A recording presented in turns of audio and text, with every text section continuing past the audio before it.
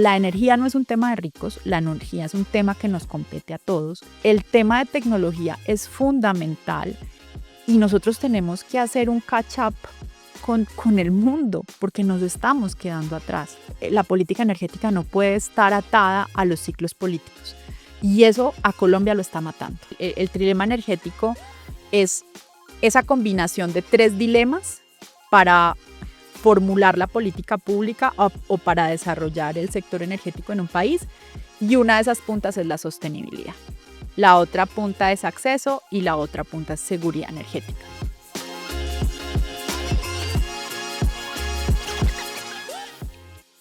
Un saludo para todos los que nos escuchan. Estamos en el podcast de la Fundación de Innovación para el Desarrollo y en esta oportunidad vamos a hablar de un tema muy apasionante y muy estratégico, que es la transición energética. Será un conjunto de episodios donde se abordarán diferentes temas y vamos a arrancar con este primer episodio con una gran invitada que ya les voy a presentar, y vamos a compartir este espacio con algunas apreciaciones, conceptos, retos, motivaciones para que empecemos a pensar, a trabajar y aportar a este reto que tenemos como país, que es la transición energética. Yo soy Ricardo Mejía Gutiérrez, soy el director de investigación de la Universidad de AFIT y experto e investigador en temas de transición energética y en movilidad sostenible. Y tenemos a nuestra invitada de hoy especial, Carolina Rojas Gómez. Ella es experta en el sector energético y es en este momento la gerente de asuntos Public and Government Affairs Manager. Asuntos externos y de gobierno. Exactamente, porque estaba buscando aquí la parte en español, pero de ExxonMobil. Entonces tenemos un actor muy importante en esta discusión, efectivamente, y es un reto de país. Entonces, bueno, Carolina es una persona muy experimentada, es una ejecutiva con más de 18 años de experiencia en el tema. Fue vicepresidenta de Estrategia y Comunicaciones de la ACP, la Asociación Colombiana de Petróleo y Gas, entre el 2018 y 2024. Vamos a hablar de esto también ahorita. Un poco el Centro Regional de Estudios de Energía, la CRE, del cual fue co-creadora, y tiene una trayectoria muy importante pues, en grandes empresas y en sector público también, ProColombia, Ministerio de Medio Ambiente, Desarrollo Sostenible, y bueno, unos estudios que también nos contarás ahora de posgrado en esta línea, y ella ha sido muy reconocida por su liderazgo en todos estos temas. Entonces, digamos que para arrancar un poco con este tema tan apasionante, digo, porque creo que es algo que nos mueve también, eh, para entender cuál es el origen y tu propósito, lo que te mueve a ti. Cuéntanos, Caro, un poco cómo nació en ti esa vocación, ¿cierto?, por el sector energético, qué viste en Colombia y, bueno, qué te ha motivado a impulsar todos estos procesos de transformación. Bueno, no, primero 1000 gracias a la Fundación para la Innovación del Desarrollo por esta invitación, por este pues, podcast y por interesarse en el tema energético que, como lo hablábamos ahorita en el offline, va a ser tan importante y es tan importante y está en el centro de la discusión. Yo le decía a Ana María cuando estábamos preparando el podcast, le dije, no, pues me va a tocar, o sea, con esa hoja de vida me toca a mí entrevistar a Ricardo. Entonces yo creo que esta va a ser una muy buena conversación y muy fluida, porque lo que se necesita es el conocimiento y un conocimiento que sea accesible a la gente, ¿cierto? Porque a veces nos quedamos mucho en lo técnico, en lo académico del sector energético, temas de transición energética, tiene muchos tecnicismos. Y pues yo llegué a este sector por azar, la verdad. Yo trabajaba en el Ministerio de Minas, en el Ministerio de Ambiente, y trabajaba en temas con el sector privado. Teníamos unos temas de desarrollo sostenible que trabajábamos y en esas conocí pues a ExxonMobil. Me llamaron y entré, digamos que mi entrada al sector energético fue a través de los hidrocarburos. Y ahí, pues, obviamente, pues eso fue azar, pero me quedé por convicción y porque me apasionó el tema de la energía. Y la energía no es solamente, es la luz que nos está iluminando, una cosa mucho más amplia que realmente es lo que mueve la sociedad, es lo que mueve la sociedad, es lo que saca a la gente de la pobreza, es lo que genera bien, lo que nos ayuda a generar bienestar.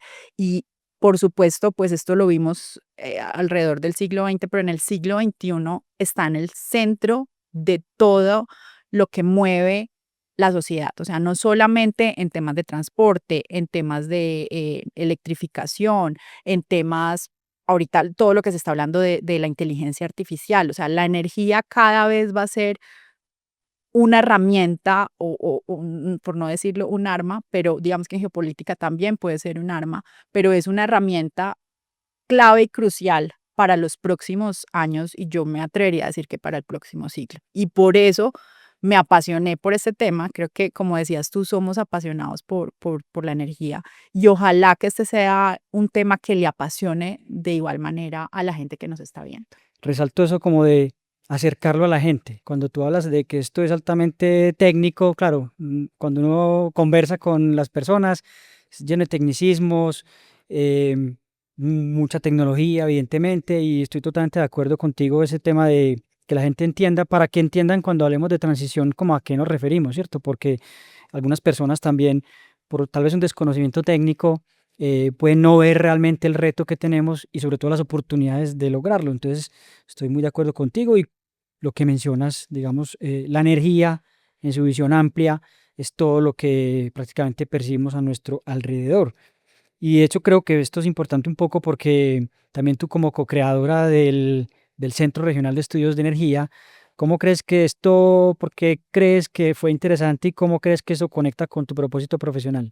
Pues mira que ese es uno de los grandes logros que yo siempre he dicho que he logrado y es cómo, a ver, cuando yo entré pues a trabajar en el sector de hidrocarburos, uno de los grandes retos era la información para la regulación y era cómo los tomadores de decisión, tanto en el ejecutivo como en el legislativo, conocían o no para poder regular sobre ciertos temas. En el caso que a mí pues me competía en temas de análisis regulatorio era el tema de hidrocarburos.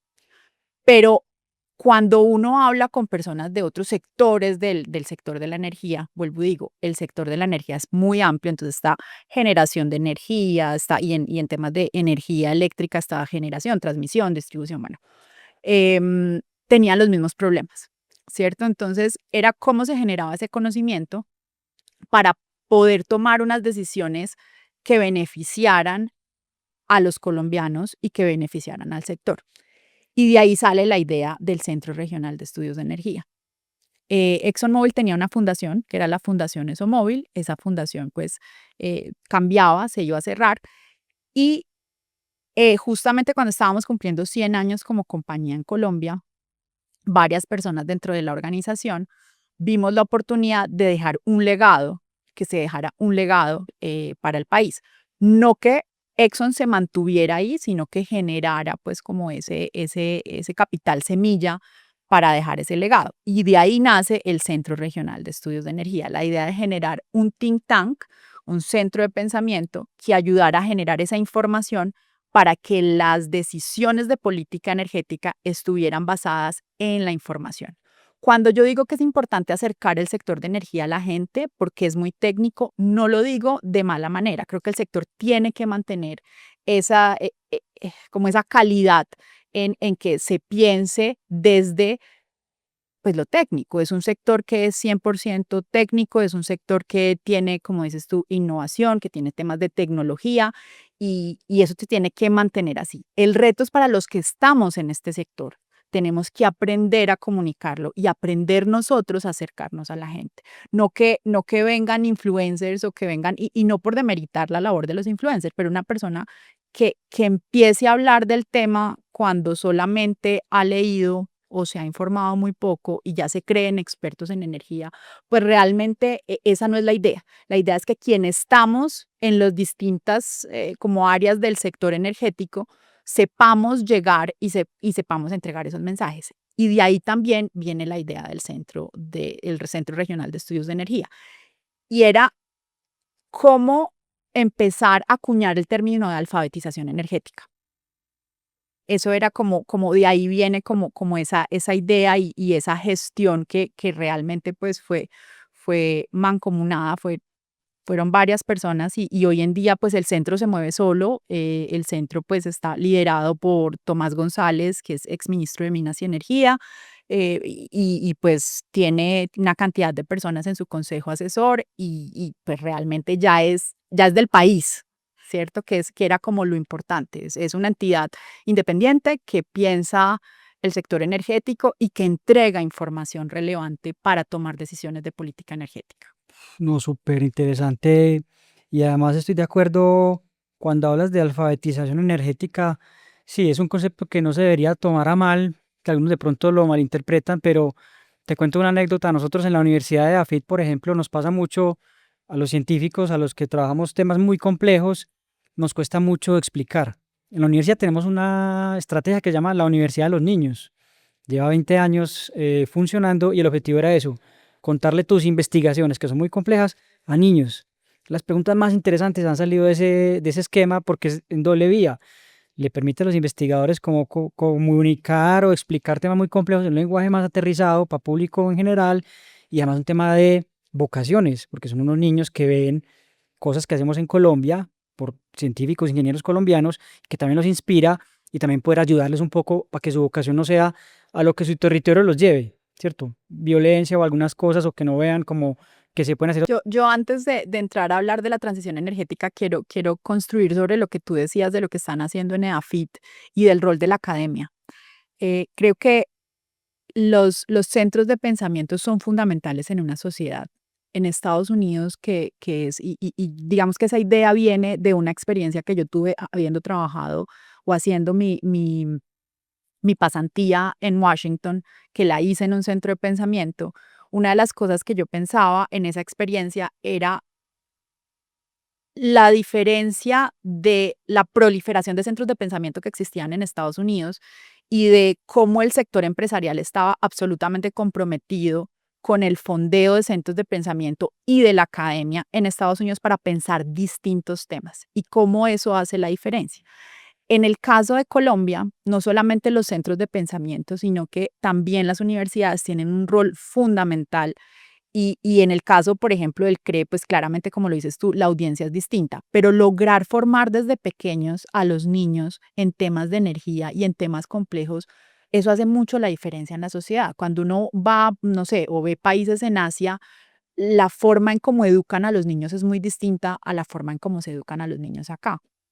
Uno a veces piensa que los niños, por ser niños, no tienen la capacidad de entender ciertos temas y ellos lo entienden distinto, digamos que no van a la profundidad, pero sí creo que esa labor de la academia y esa labor del sector empresarial es fundamental para la alfabetización en general de cualquier tema y en este caso de los temas energéticos. Entonces me encanta esa iniciativa que tienen en EAFIT de la Universidad de los Niños porque es fundamental y Total. es un rol importante. Sí, y de hecho son, claro, ahí hablamos porque este es un tema como de primera infancia, pero lo tenemos a todos los niveles. De hecho, en los proyectos que yo trabajo de investigación, que son muy complejos, yo vinculo talento humano en formación, estudiantes de pregrado, de maestría, de doctorado. Luego podemos hablar otro podcast de todos estos proyectos, pero es un talento del que estoy convencido que a veces nos ponemos inclusive aquí un techo de cristal, que creen que o creemos que no podemos hacer las cosas y estamos equivocados. Aquí sí se pueden hacer cosas, cosas grandes y creo que este concepto que tú dices me parece muy interesante porque desde primera infancia hasta jóvenes y empresas también, entender que sí se puede aportar a la transición energética, porque la transición energética también vamos a llevar en el discurso un poco aquí en la conversación, no es responsabilidad de unos actores, es responsabilidad de todos también. Y creo que aquí cada uno juega un papel importante. Y por eso, ahorita pues de pronto profundizamos, pero ¿tú cómo explicarías, por ejemplo, esa transición en términos simples? Pues transiciones energéticas ha habido, digamos que en toda la historia de la humanidad, desde que el hombre pues descubrió el fuego, ¿no? Entonces, porque al final la transición energética es cómo se pasa de una fuente de energía a otra fuente de energía. Entonces, hay un autor que a mí me encanta que se llama Václav Smil, que escribe mucho sobre la transición energética o las transiciones energéticas, en donde dice que la transición energética no es una sola, ¿no? Y él dice, son varios, hay muchas transiciones energéticas, pero cuando hoy en día hablamos de transición energética, pues a lo que nos referimos es un poco a lo que se ha venido hablando, yo creo que desde el protocolo de Kioto de 1992, ¿no? Donde se empiezan a hablar de las emisiones, donde se empieza a tomar conciencia a nivel mundial del impacto de la actividad humana en los temas climáticos, en el medio ambiente, Y después del Acuerdo de París, digamos que hay unos hitos en la institucionalidad internacional que nos llevan a hablar de ciertas cosas, pero esta transición energética es cómo logramos pasar de una dependencia de ciertas energías a unas fuentes de energía que generen menos emisiones o simplemente a un net zero, que es lo que se llama, o el net cero, que es cómo podemos manejar una economía sin generar emisiones. Entonces, acá lo principal, y ya para dar no la explicación, sino la opinión, o sea, complemento la explicación con una opinión, porque pues la explicación es lo que es, y ahora viene mi opinión, es realmente el enemigo, si lo fuéramos a decir de esa forma, no es la fuente de energía, son las emisiones, ¿cierto? Entonces, a lo que hay que atacar con tecnología, con política pública, es las emisiones. Porque acá esta transición energética está fundamentada en cómo se generan menos emisiones o se llega a una economía net cero. Y esto venía, digamos, moviéndose a un ritmo importante, particularmente a partir del 2015 con la firma del Acuerdo de París hasta el 2022. En el 2022 hubo una disrupción en toda esta línea de transición energética que fue la guerra en Ucrania. Y la guerra en Ucrania cambió ese foco de transición energética o no cambió el foco de transición energética, de alguna manera develó lo frágil que son los sistemas energéticos de los distintos países. Entonces, pues, para no expandirme, porque esto abre otro tema de conversación, es así definiría yo la transición energética. En mi opinión, el enemigo no es la fuente, sino la emisión. Y hoy en día estamos en un mundo muy diferente al que estábamos antes del 2022 en temas, o en el sector energético y en la geopolítica de la energía. Súper interesante. Y no, y de acuerdo, me gustó cuando dijiste, son varias transiciones, y yo apelo a un ejemplo que, digamos, en los temas míos de movilidad sostenible, no tengo pues exactamente la fuente, no la recuerdo, pero en alguno de los conversatorios que tuvimos, alguien citó que la revista Times, por allá en 1900, cuando los carruajes eran propulsados por caballos y que pasamos al vehículo de combustión, entonces digo, ¿cómo es una solución ambientalmente amigable? Porque pasamos del estiércol en las calles de Nueva York de los caballos a un vehículo que no tenía ese tipo de cosas. Eso es una transición. Estamos ahora en otra. Vendrán probablemente otras que no sabemos. Entonces, súper al lugar ese tema que aplica en todas las dimensiones. Aquí es un ejemplo de transporte, pero aplica para todo. Y son cosas que el contexto lo va llevando a uno a tratar de entenderlas, que es lo que hemos hablado ahorita antes de iniciar, y es entender en dónde estamos y también como para dónde vamos y las implicaciones, porque efectivamente hoy las emisiones es como la consecuencia de, pero siempre todo tiene alguna implicación y es el poder mitigar esa implicación cuando negativas son. Entonces, digamos que es como ese principio que tú mencionas. Y hablando de esto, por ejemplo, creo que, hombre, en Colombia la transición energética es importante, lo que hablábamos ahora, también hay que entender el punto en el que estamos. Y uno de esos puntos en Colombia es una realidad, es un país con una alta dependencia a los hidrocarburos. ¿Cuáles crees tú entonces que pueden ser o han sido esos retos principales para poder avanzar en estas energías limpias? Pues a ver, yo creo que uno de los retos para Colombia es entender su lugar. Creo que lo hablábamos al inicio y es, volvemos a lo mismo, cuando hablamos de transición energética, porque como toda esta discusión se da en el marco de países desarrollados, claramente el gran reto de la transición para los países desarrollados era la reorganización de su matriz eléctrica. ¿Por qué? Porque la mayoría de los países desarrollados usaban otro tipos de energías para generar electricidad. Y aquí hay algo muy importante y es que existe una energía primaria y existe una energía secundaria. Es decir, la electricidad es energía secundaria. ¿Y qué quiero decir con eso? Tú necesitas una fuente primaria para generar electricidad. Y a veces en esta discusión de la transición energética hay una confusión muy grande con eso, porque utilizan o mencionan la electricidad como una fuente de energía, pero tú para tener electricidad necesitas una fuente primaria de generación. Y entonces en esa matriz eléctrica, Lo que pasa en Europa es que empiezan a moverse de los fósiles, carbón, petróleo, gas, a energías renovables, ¿cierto? Y de ahí entonces, esto vuelvo y digo, esto uno empieza a meterse y empiezan a abrirse un montón de caminos de conversación, em, pero en el caso de Europa fue muy diferente la discusión de transición energética. Y Colombia se montó en una discusión sin antes pensar que el 70% de su matriz eléctrica es una matriz renovable, es una matriz limpia.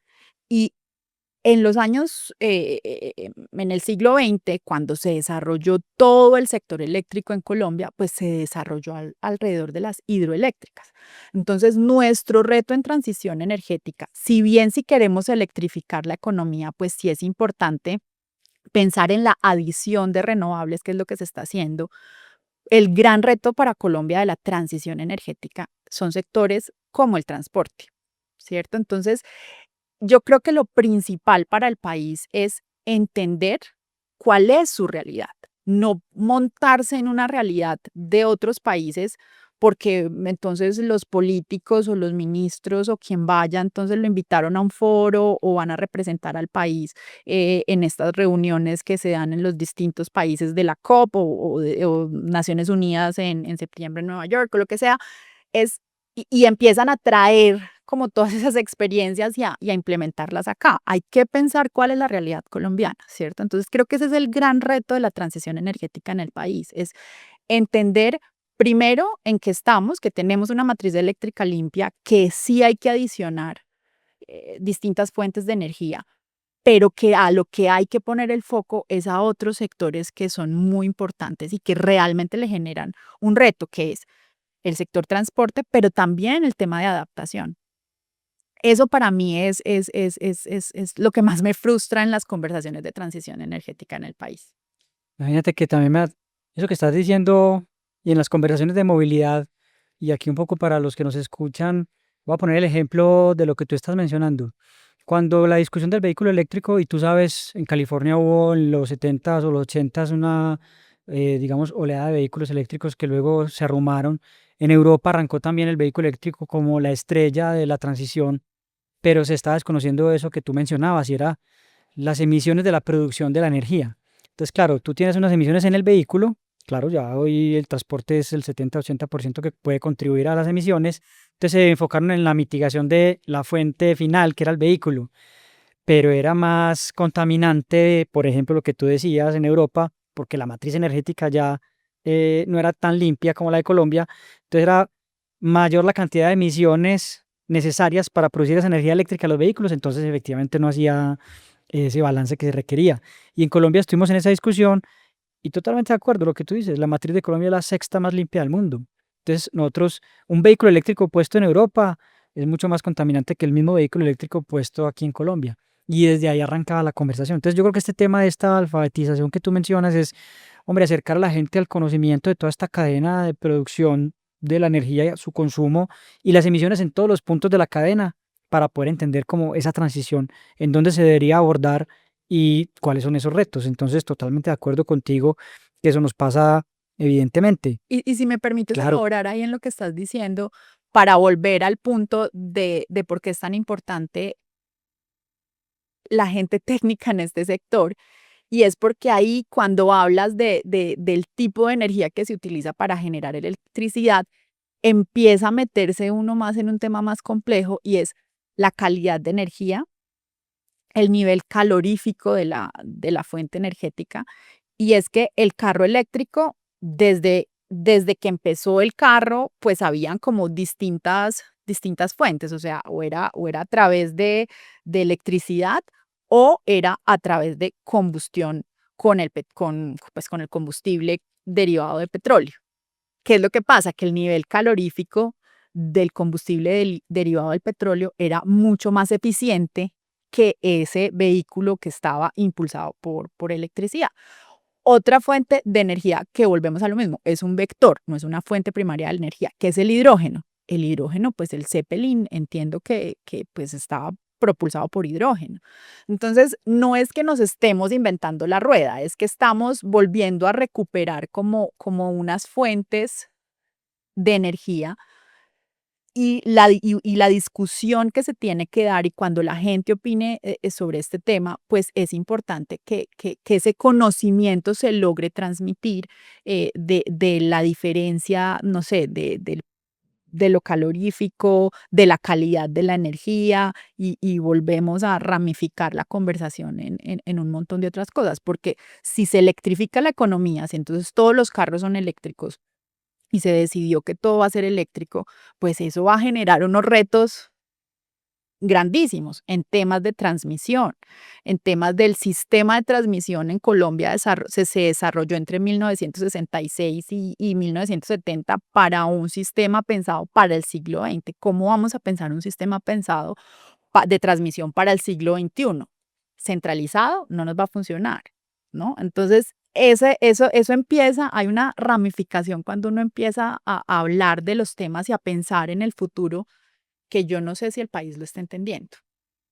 Mira, que estaba pensando, porque lo que hablábamos ahora, eso, me imagino que eso va para un podcast Hombre, entero, sí. porque mencionaste temas súper claves, vamos a dejarlos ahí pues en el tintero, porque es el hidrógeno, evidentemente, la full electrificación, tampoco, por eso hablamos de transición, que es lo que siempre hemos estado hablando. Yo no puedo pasar ya de 0 a 100% vehículos eléctricos porque mi matriz energética no lo soportaría. O sea, hoy por primera vez la demanda de energía en Colombia supera la oferta.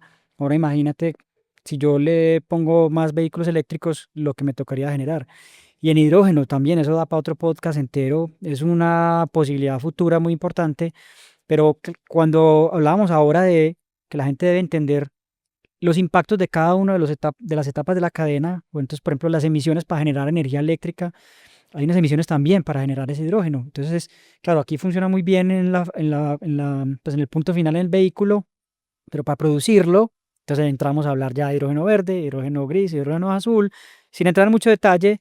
El hidrógeno limpio, no tengo yo hoy la suficiente energía renovable para poder Claro. producirlo. Entonces, digamos que esos son unos retos muy interesantes, pero bueno, no vamos a irnos Sí, por esa bueno, línea porque ahí nos podemos quedar sí, y bueno, más adelante otro episodio podría dedicarse a eso, pero es un tema muy importante, lo dejo porque sí es súper clave en transición energética y sobre todo la comprensión de los diferentes puntos de esta cadena, que es lo que realmente va a permitir eso y sí, que por eso es transición. y si un mensaje, si alguien se lleva de esta hora o lo que dure el podcast, un mensaje es que son temas que no se pueden trivializar, precisamente por lo complejo que es.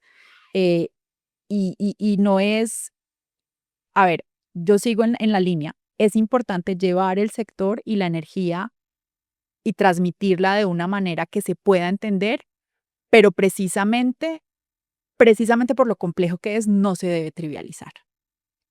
Totalmente de acuerdo.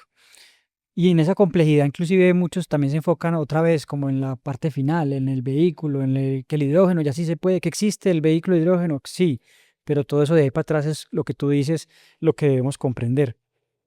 Y bueno, yo creo que entonces, volviendo un poco aquí como a Colombia y la transición energética aquí en nuestro país, hemos hablado también que esa transición ayuda o ayudará o hay una oportunidad para cerrar brechas sociales y económicas. ¿Tú crees que estamos cerca de hacer realidad esto? Sí, o sea, es que la energía no es un tema de ricos.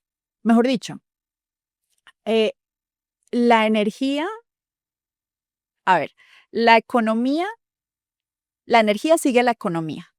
El problema de los países desarrollados, o no el problema, la cuestión de los países desarrollados es que ellos consumen energía y ese input, por decirlo así, de la economía, que es la energía, el output es una cantidad de desarrollo a nivel de los sectores que impulsa la energía, pero también en el bienestar de sus ciudadanos. Entonces, la energía es un tema que le importa o es un asunto que le importa a todo el mundo. ¿Por qué? Porque hay algo, a ver, está la energía en temas de desarrollo económico, pero está también la energía para mejorar la pobreza energética de los países. No vamos a hablar, no es un podcast de pobreza energética, pero una de las cosas espectaculares de la energía es cómo logras tú sacar esa gente que cocina con leña y todas las implicaciones malas que tiene el cocinar con leña en términos de salud, en términos está comprobado y hay estudios del Banco Mundial y distintos estudios en África, no estoy segura si en América Latina, de cómo incluso el tener que ir por leña para cocinar en distintos países te genera que los niños se desescolaricen, que las mujeres no puedan entrar a los sectores productivos.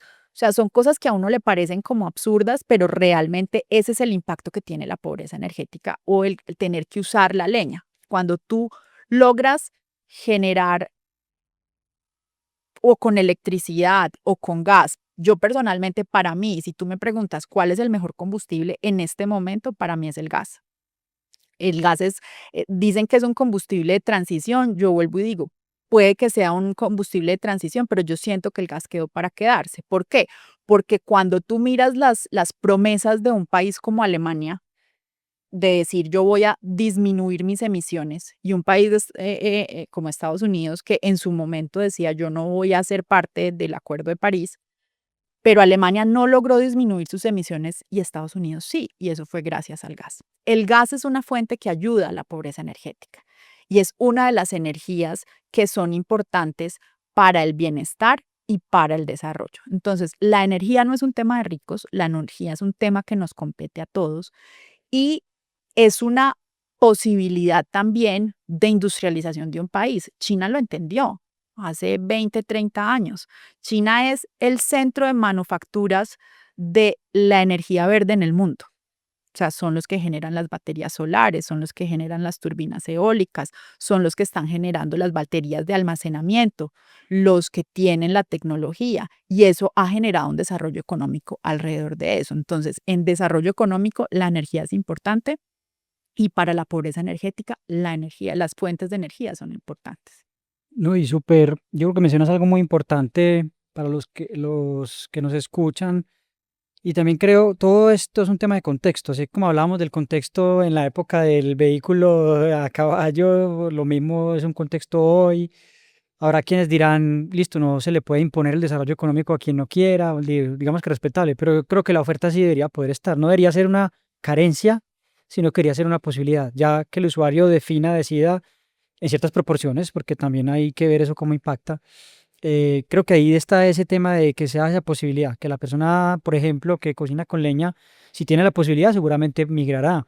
En el tema de desarrollo económico es por el tema de vocaciones productivas, entonces calidad de vida, eh, digamos la industrialización. Hombre, yo quiero seguir haciendo mis cosas de manera artesanal, bien, pero cuando vea probablemente que existe la máquina que lo hace más rápido y que puede sacar otros productos adicionales y eso tiene otro beneficio, digamos, económico para la familia, la gente va entendiendo las dinámicas del desarrollo y la gente, digamos, que se puede ir adaptando, pero creo que el reto está ahí, como tú lo decías, es en brindar la posibilidad, que no sea por falencia o carencia, porque inclusive algunos dirán que el concepto pobreza energética, digamos, en Colombia sería más bien de riqueza energética por potencial, más no por todavía tecnología que lo haga accesible, digamos, a las personas para buscar ese bienestar y desarrollo económico, que sabemos que es una ventaja, ¿cierto? Y como tú lo dices, países que lo supieron ver, lo supieron aprovechar y están, digamos, en el punto en el que están por alguna razón. Digamos que entonces en ese sentido, hablemos un poco como de estrategia, sostenibilidad, la reputación del sector, que tú sabes que ha estado también un poco en el ojo del huracán. ¿Qué rol crees tú que juega la sostenibilidad en esa estrategia de transformación energética? Pues cuando uno ve el desarrollo del concepto del trilema energético del Consejo Mundial de la Energía, ellos tienen la sostenibilidad en una de sus puntas del trilema, ¿no? O sea, la sostenibilidad es fundamental. O sea, el trilema energético es esa combinación de tres dilemas para formular la política pública o para desarrollar el sector energético en un país, y una de esas puntas es la sostenibilidad. La otra punta es acceso y la otra punta es seguridad energética. Entonces, la sostenibilidad es fundamental. Y la sostenibilidad también es lo que lleva a hablar de transición, de una nueva transición energética. Entonces, eh, es imposible tener esta conversación sin sostenibilidad, sin hablar de sostenibilidad y de la importancia de cuáles son esas herramientas para que los sistemas económicos sean sostenibles, para que el sistema energético sea sostenible, para que el planeta sea sostenible. Y ahí lo clave es la tecnología, la innovación y la tecnología. Y yo creo que ahí, pues, tú sabes más de ese tema que yo, porque pues te mueves en ese mundo de innovación y tecnología, pero es que el ser humano es el único ser viviente en el planeta que puede intervenir su entorno y lo puede intervenir para mal, pero también lo puede intervenir para bien. Y a través de la tecnología, yo personalmente soy una optimista y sí creo que la sostenibilidad, mientras vaya de la mano de la tecnología, es que eso tiene que funcionar, porque es que a nosotros nos ha movido el instinto de supervivencia. Vuelvo y digo, soy una optimista, uno habla con un pesimista y pues De seguramente acuerdo. pensará en la extinción y en el apocalipsis, no sé, zombie o lo que sea, pero yo sí creo que el ser humano pues en ese afán de supervivencia y en ese desarrollo tecnológico, pues la sostenibilidad va a estar muy de la mano de todo el desarrollo que se tenga. Entonces sí es fundamental, o sea, es parte del trilema energético y en el tema de energía no se puede tener una conversación sin hablar de sostenibilidad. No, inclusive lo ligaría a esa sostenibilidad, finalmente será viabilidad. Es decir, todos estos temas tecnológicos que ya vamos a abordar el tema, eh, puede que sí impacten en la solución, pero la sostenibilidad técnica, financiera, ambiental son las que le darán esa viabilidad y son las que permitirán que de alguna manera se logre implementar o no. Y eso ha pasado, y me devuelvo un poquito lo que hablábamos también del contexto. Por ejemplo, cuando hablamos del vehículo eléctrico, realmente fue primero el motor eléctrico que el de combustión, pero por su contexto y en su momento se desarrolló el de combustión. Hoy vuelve y renace la tecnología en un contexto distinto, con todos estos retos, pero digamos que ahí entra ese concepto súper importante, y estoy de acuerdo, esa sostenibilidad, es realmente la viabilidad de que esa tecnología sí pueda llegar a solucionar el problema para el que fue diseñado.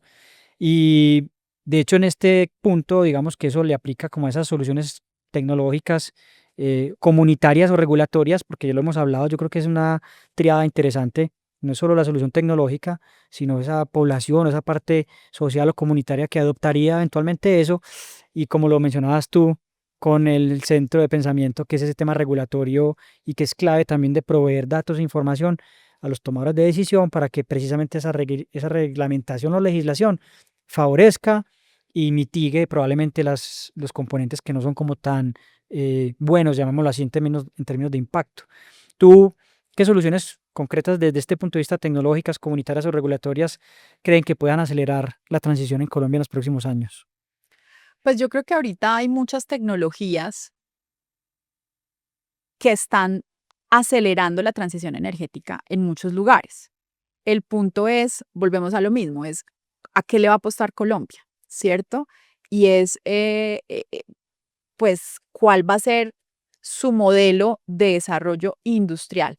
El mundo está pasando por una nueva industrialización y la industrialización está alrededor de la inteligencia artificial, de toda el nuevo modelo energético a nivel mundial y de la cantidad de energía que están consumiendo los data centers. Es un mundo absolutamente conectado. Es que si en Colombia tuviéramos el apagón que tuvimos en 1992, hoy en día, no sería igual la reacción de las personas, porque es que no solo de las personas, sino del sistema. Es que hoy creo, estaban diciendo, no tengo muy clara la información, pero me voy a lanzar a decir algo que escuché en un podcast hace como 2 semanas, en donde hubo unos apagones en Nueva York y el problema era que no tenían ni cómo pagar el taxi, ¿no? Entonces, ponte a pensar en el impacto que tiene hoy en día tener un racionamiento de energía eléctrica en un mundo y en una sociedad que está absolutamente conectada. Entonces, eso y para no desviarme del punto inicial, eso lo que nos está mostrando es que el mundo está viviendo una nueva industrialización y nosotros en Colombia estamos teniendo discusiones del siglo XIX y estamos preparando a la gente como si los, ¿cómo se dice esto? No son los roles, los oficios. Si los oficios que se vienen en el siglo XXI fueran iguales que en el siglo XIX y en el siglo XX. Y esa es mi gran preocupación. Entonces, el tema de tecnología es fundamental y nosotros tenemos que hacer un catch up con el mundo porque nos estamos quedando atrás. Y no entender eso va a ser muy perjudicial, porque es que el problema es que las decisiones de política pública o las decisiones que tome un país en temas de energía no se ven en el inmediato. Totalmente de acuerdo. Y esto lo estamos viendo hoy Ujú. con el tema del gas en Colombia. Sí, yo creo que eso es súper estratégico, eso que mencionas, estamos ante ese cambio, inclusive nosotros pues en el sector educativo efectivamente ya estamos viendo y anticipando ese cambio como en esos roles, en ese upskilling, reskilling, e inclusive nuevas profesiones y también eso que mencionabas de esa, no quiero decir dependencia como el tema de energía, pero de alguna manera sí es lo que lo permite, ¿cierto? Y ese desarrollo llega porque tenemos eso. Y cada vez será más. La industria 4.0, la conducción autónoma, el Internet de las cosas, efectivamente, claro, llegará el momento donde esto se debe poder garantizar efectivamente un apagón, pues no, en un contexto actual sería mucho más crítico. Y hablando, por ejemplo, de infraestructura crítica, en temas de seguridad, hay otras cosas como más grandes ahí también que vienen como con ese desarrollo.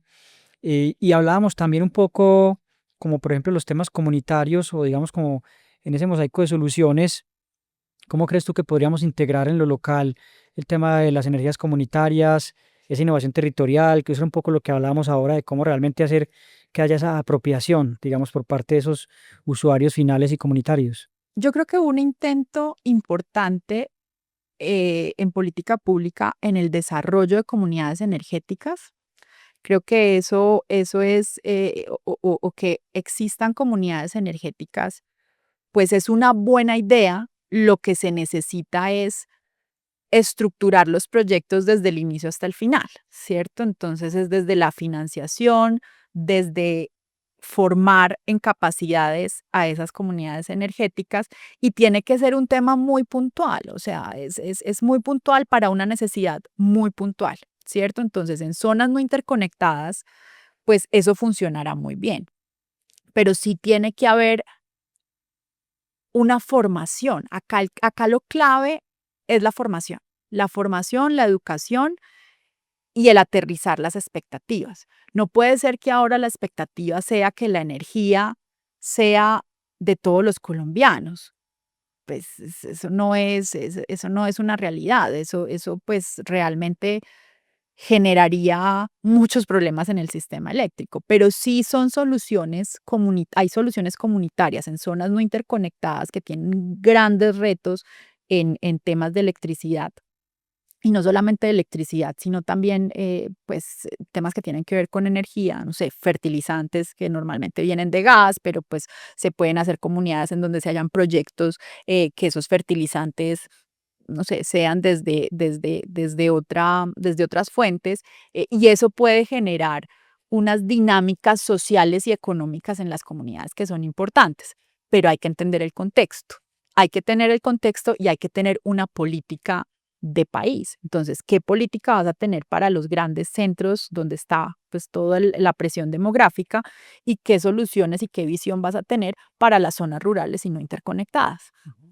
Eso pues va a ser clave en los próximos años, pero sí tiene que ser una política muy estructurada, que no sea algo que cambie cada 4 años. Eso la política energética no puede estar atada a los ciclos políticos. Y eso a Colombia lo está matando. Totalmente, o sea, ese punto sí es súper clave. Yo creo que esa visión de largo plazo, otra vez, como lo hablamos al inicio, esa transición energética es de un punto A a un punto B. El punto A no es el mismo para todos y quizá el punto B tampoco es el mismo para todos, pero esa visión de largo plazo me parece súper estratégica y creo que hacia allá debemos apuntar porque es un poco hacia donde queremos llegar, ese tema de vocación, es industrial, de desarrollo de país. Y como lo mencionas, el tema de comunidades energéticas es súper clave, es un concepto que está hoy pues ya muy en boca de todos, pero tal vez no necesariamente con el mismo conocimiento por parte de todos, porque incluso lo hablábamos ahorita que tú y yo estábamos aquí antes hablando, es un tema de contexto, de necesidades y de vocaciones también, que creo que en algunos casos se ha arrancado de forma incorrecta, como yo les llevo la energía porque lo necesitan, pero espérate, si la necesitan, o qué tipo de energía, y sobre todo, ¿para qué? Para hacer ese encadenamiento productivo. Entonces la clave inclusive es una visión más de encadenamiento productivo, de desarrollo económico y potencial y vocación de esas comunidades, y eso te permitiría hacer un dimensionamiento más adecuado y una posible necesidad energética, que si además se hace en territorio, eso sí es una comunidad energética, porque hay apropiación de una energía que requieren para su desarrollo. Y es Y, es, parte del concepto que no está... y eso se debería pensar incluso desde los planes de ordenamiento territorial. Ujú. O sea, desde los planes de ordenamiento territorial se debería pensar también en la energía que necesita esa región, ese municipio o ese territorio para ese desarrollo que se quiere tener. Eso es planear y pensar lo que dices tú, es entender el contexto, entender qué necesitan, porque no es lo mismo lo que necesita la región Caribe a De lo que acuerdo, necesita la Amazonía. de acuerdo. Inclusive hay ejemplos de, claro, tú pudieses tener alguna comunidad más con enfoque en pesca y necesitan refrigeración, etcétera, versus algunas zonas más al interior que requieran un tema de cultivo de cacao y más bien máquinas de procesamiento. Entonces empiezas a ver esa, pues ese bonito potencial, pero esa diversidad para ese dimensionamiento. Entonces, no, súper adecuado y creo que sí, ese tema de largo plazo y aquí es donde las universidades, los centros de pensamiento, las empresas podemos y debemos aportar precisamente para aportar esa visión integral y que diseñemos esa política pública que nos permita, que dinamice, que nos rete de alguna manera también a llegar a eso. Entonces, súper interesante y quisiera también que pasáramos al tema un poco de estas oportunidades para los jóvenes. ¿Por qué? Hombre, la Fundación Innovación para el Desarrollo, el sector educativo también, eso es uno de los públicos que consideramos son el futuro y a ellos también hay que obedecernos y tratar de sensibilizarlos, esta alfabetización energética que tú mencionabas, que entiendan, para que también ellos puedan aportar con sus ideas, con, digamos, el fortalecimiento de toda esta cadena. ¿Qué oportunidades crees tú que hoy están como al alcance de estos jóvenes para estos temas?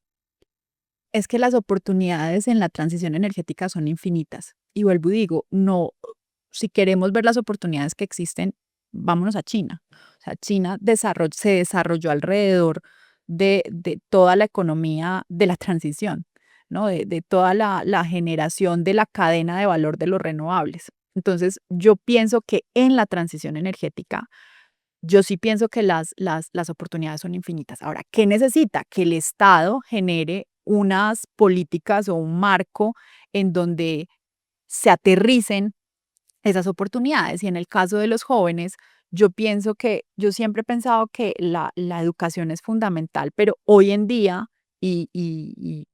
pues digamos que las universidades son fundamentales, pero seamos realistas, no todo el mundo tiene acceso a una universidad.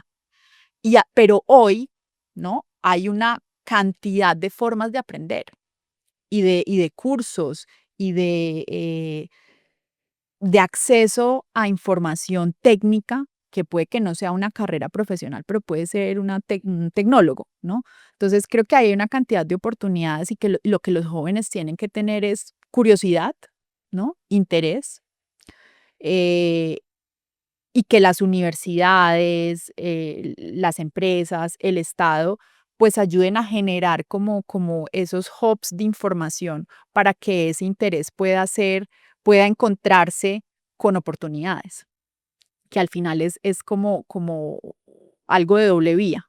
Entonces, eso es fundamental, porque si tenemos menos abogados y más ingenieros, pues vamos a tener, no, pero es la verdad, pues de verdad, o sea, vamos a tener un país diferente, porque es que al final si la cantidad de profesionales pues son abogados, pues los abogados van a buscar trabajo. ¿Y qué es el trabajo? Hacer leyes, hacer reglamentos, ¿no? Entonces vamos a tener un país corto en infraestructura y corto en gente que realmente pues pueda construir desde algo diferente a lo regulatorio. Y no es, no es nada contra los abogados, pero sí creo que ojalá en unos 20 años, vuelvo y digo, esto es un tema muy demorado, pero ojalá en unos 20 años pues tengamos, los jóvenes de hoy se interesen por las ingenierías, por la tecnología, por temas diversos a los que se están interesando hoy. Y ahí es donde pueden hacer el cambio. Y el pensamiento crítico es fundamental,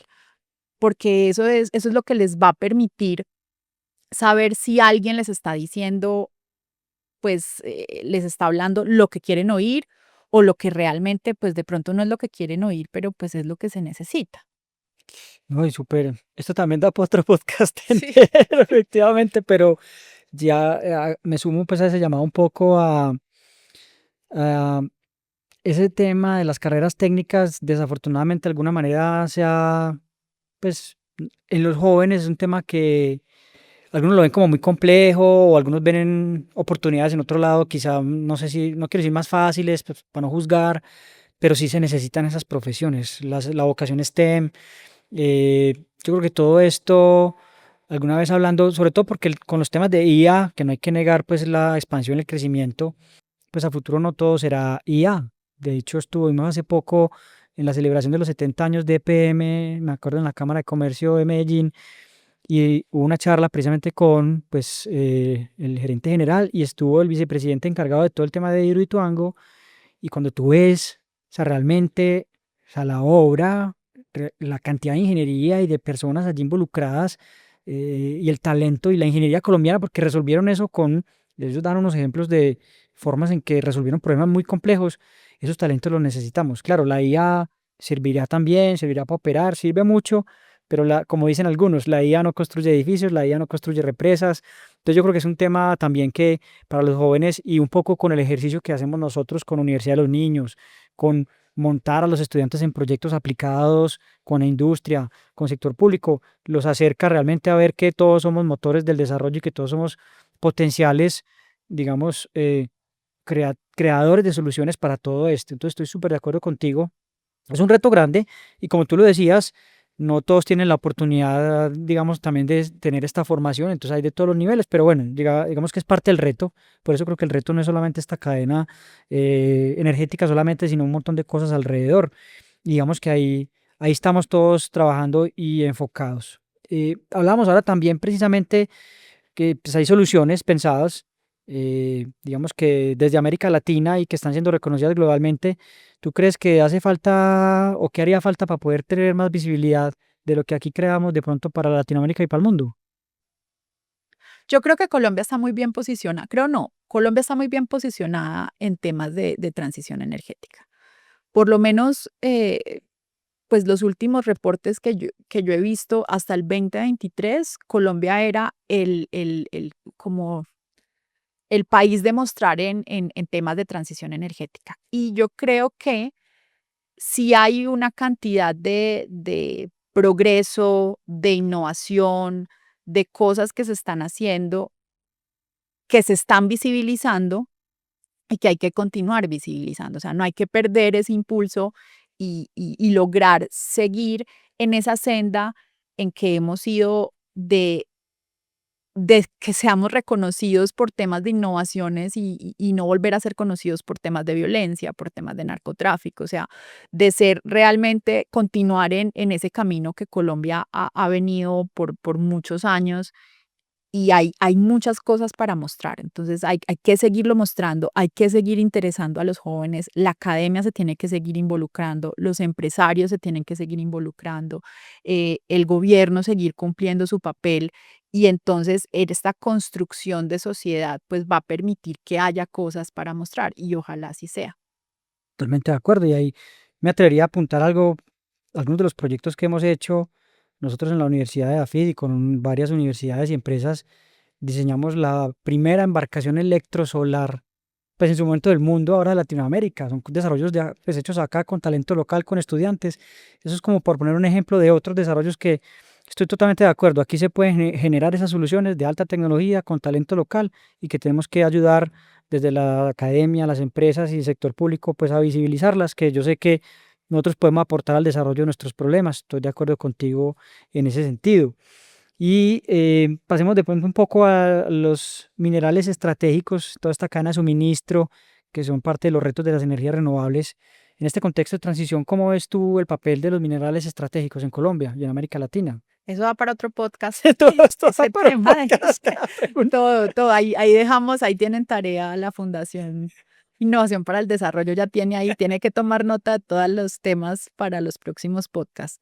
No, el tema de minerales estratégicos, pues es que es fundamental, o sea, también es algo que es de esas discusiones a nivel mundial que son fundamentales, que están moviendo las piezas del rompecabezas geopolítico y pues Colombia se tiene que montar en esa, pues en esa onda, tiene que entender cuál es su potencial, cuáles son los minerales estratégicos que tiene, cómo va a ser esa política de desarrollo de minerales estratégicos, no dentro de una visión de commodity.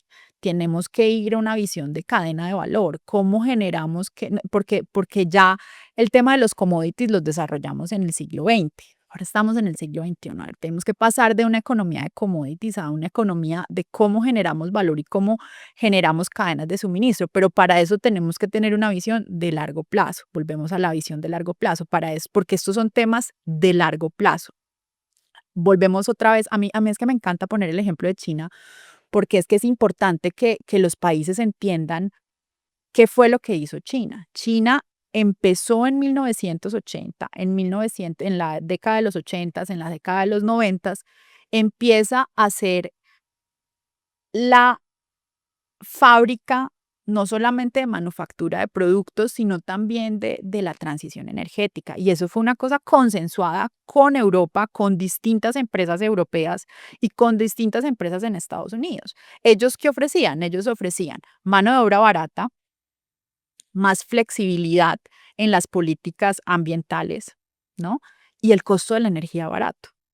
Entonces, eso le permitió traer toda esa transmisión de conocimiento tecnológico. Entonces, durante 30 años empezaron a absorber todo ese conocimiento y hoy en día ya no solo son la fábrica, sino que además la inversión que están haciendo en desarrollo y tecnología es impresionante, en investigación y desarrollo es impresionante. Entonces, eso es lo que nosotros, bueno, y ellos en temas de minerales estratégicos la tienen clara. Entonces, los que tienen ellos allá, pero también están haciendo la política exterior de desarrollo sí, como de cómo logro entregarle a ciertos países ciertos beneficios y esos países pues tienen un convenio conmigo y me entregan unos minerales que yo necesito, ¿no? A través de su política exterior pues logran también esos convenios de minerales estratégicos. Colombia tiene que empezar a pensar en eso de cara a los próximos años y a las próximas décadas. Es, bueno, ¿qué oportunidades hay a nivel mundial, no solamente en la ingeniería, en la construcción de paneles solares o en la cadena de valor de las turbinas eólicas, ¿no? También en el tema de los chips, los microchips. Volvemos a lo mismo, inteligencia artificial, los taxi robots, los humanoides. Bueno, yo no soy muy experta en eso, entonces puedo equivocarme en los términos, pero todo eso tiene una demanda de ciertos minerales estratégicos en donde hay que hacer un inventario de qué tiene el país y que no sean pues los grupos ilegales los que las exploten, que eso es otra conversación, pero el país tiene que empezar a entender su capacidad y si quiere, porque es que también puede llegar y decir, no, pues yo no quiero desarrollar mis minerales estratégicos, yo quiero ser un hub de biodiversidad, pero tenemos que tomar una decisión en temas de economía y en temas y los minerales estratégicos es un gran ejemplo. Argentina ya lo entendió, Chile lo entendió. El triángulo de litio que están explotando en el sur de América, pues ellos ya lo entendieron, lo están desarrollando y van con toda. Ujú. Nosotros tenemos que hacer un poco lo mismo, pero tenemos que entender también como país qué queremos. Sí, yo creo que ese tema de agregar valor y la economía del conocimiento es ese gran reto del que Colombia tiene que mover y pasar pues de, digamos, sí, de ese esquema y como tú dices, vernos también como cuál es ese potencial y varios a los que les podamos aportar en las diferentes líneas. Eh, Igual también todo esto, lo que mencionas de China, toda esta concentración global de esas cadenas de suministro, por ejemplo, hablando de tecnologías renovables, ¿tú cómo crees que Colombia de pronto puede reducir su vulnerabilidad en ese tema? Pues es difícil porque todo el mundo está dependiendo de las cadenas de suministro de China, ¿no? Y eso es un poco a lo que están apuntando tanto en los países europeos como el mismo Estados Unidos. O sea, ¿cómo dejo de depender? Por ejemplo, en Europa, ¿cómo dejo de depender de mi suministro de gas de un socio que es volátil, pues y que genera una guerra en mi patio de atrás o de al lado? Eh, y entonces yo cómo logro mi seguridad energética y un momento, ¿será que vuelvo a retomar energía nuclear o no? Bueno, y en el caso pues de Estados Unidos y otros países, bueno, ¿cómo dejo de depender que si yo voy a triplicar, cuadruplicar, quintuplicar mi capacidad de generación eléctrica a través de energía solar o eólica, cómo puedo yo generar esa manufactura acá de esos de las distintas partes de los componentes que tiene tanto los paneles solares como las turbinas eólicas? Entonces, yo creo que Colombia ahí sí está en el peor de los mundos, porque si los países desarrollados pues están teniendo ese reto y lo están buscando cómo solucionarlo, eh, pues ahí Colombia lo que tiene que mirar es, pues, cuáles son las oportunidades ahí para desarrollar. Volvemos a lo mismo, ¿cuál va a ser el modelo de industrialización de este siglo del país? Yo siento que el siglo XXI nos atropelló, o sea, siento que no hemos entrado al siglo XXI, pero esto es una opinión muy personal, que el país tiene que pensar pues ahí que cómo va a empezar a moverse. Ujú. Esta conversación es muy interesante y como hablamos, pues aquí hay muchas líneas en las que uno puede profundizar. Pero digamos que para cerrar de pronto, como hablamos ahora con este enfoque de, de los jóvenes, aquellos que de alguna manera pues liderarán más adelante todos estos temas, ¿qué mensaje quisieras dejar a esos jóvenes que quieran liderar la transición energética en Colombia? Que se interesen por el tema energético, que primero tienen que entender que la parte light, los TikToks, los videos en YouTube, toda la generación de contenido, todo depende de la energía. Entonces, que esa curiosidad que les genere esa calidad de vida que tienen hoy en día, ¿de dónde viene? Pues eso les puede generar que los lleve a mundos muy interesantes y a descubrir posibilidades de desarrollo de vida profesional, de desarrollo incluso de vida, de emprendimiento también. O sea, hay una cantidad de oportunidades, no solamente en lo profesional, sino en emprendimiento. Pero eso solo se logra con curiosidad. Y el problema hoy en día es que, pues, que hace falta como muchos jóvenes, no todos, pero muchos jóvenes, yo no sé si se les perdió esa curiosidad sobre qué hay más allá, ¿no? Y sobre cómo puedo yo generar distintas cosas, o sea, no quedarse en un problema, sino generar una solución. Y ahí está la curiosidad, la innovación, y a eso es a lo que los invitaría. Y en el mundo de la energía, vuelvo y digo, las Hay más posibilidades son oportunidades. infinitas. Me gustó mucho el tema del enfoque del emprendimiento. Sí, creo que a los jóvenes hay que también darles esa mentalidad emprendedora. Hay muchas oportunidades en el sector y creo que por ahí hay una buena línea de trabajo. Y bueno, yo creo que para ir cerrando ya, ¿qué sueñas tú? En 10 años, ¿qué dirías tú, hombre? ¿Cuál es mi gran sueño pues, de lo que haya cambiado en el sector energético en Colombia? Uy, no, te lo voy a poner muy simple. O sea, yo sueño con una visión estructurada, sostenida del sector. O sea, que nos comprometamos con una visión de país, del sector y que sea sostenida y continuada durante años, porque eso, si eso lo logramos, en 10 años eso nos va a llevar a un punto muy diferente en el que estamos hoy. Entonces, ese sería mi sueño, que logremos superar los ciclos políticos y logremos, como decían en la universidad, no políticas de gobierno, sino políticas de Estado, y que la energía se convierta en una política de Estado. Y articulado con todos los sectores. Creo que esa es otra gran forma de lo público, lo privado, la academia. Creo que esa es como la clave. Y bueno, no, Caro, pues aquí nos podemos quedar mucho rato más. Cada uno de los temas que abrimos, sé que es una conversación muy interesante. Me encantó pues esta conversación y agradecerle a todos los que nos escucharon y que están interesados e invitarlos pues a que consulten un poco más de lo que estamos haciendo desde la industria, la academia y pues en este caso la Fundación de Innovación para el Desarrollo que nos convoca. Agradecerles a todos, Caro, otra vez encantado y pues qué bueno haber compartido contigo este espacio. No, mil gracias a ti y yo feliz. Y de verdad que yo soy una gran fan de lo que está haciendo Medellín en distintos temas de innovación y de investigación y desarrollo, y creo que EAFIT está haciendo una gran labor, entonces honradísima de haber podido conversar contigo y ojalá pues que generemos algún valor agregado, yo pienso que sí, por lo menos el interés sobre este tema, y a la Fundación de Innovación para el Desarrollo, pues muchísimas gracias por abrir estos espacios que son fundamentales.